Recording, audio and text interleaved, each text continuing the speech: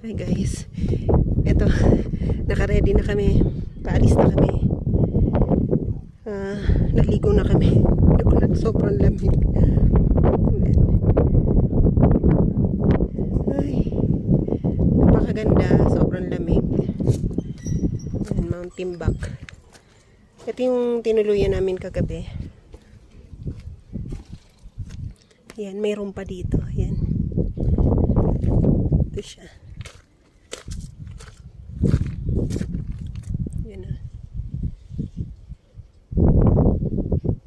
Yan, andyan yung Mount Olis. Tapos, highest point dun sa baba. Ayun yung may highway. Tapos yan, yung highway papunta dito sa Mount Timbak. Yan. 2,700 yung 2,700 plus yung above sea level. Tapos yung feet niya ay 8,714.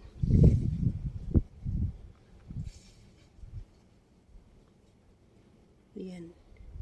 Kung gusto niyo nang nakaka-relax na tanawin, makita niyo pagkagising niyo sa umaga yan. Pumunta kami dun sa summit kanina.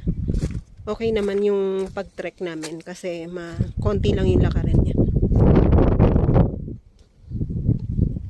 Yan, try nyo na dito guys. Naliligo na lang yung asawa ko.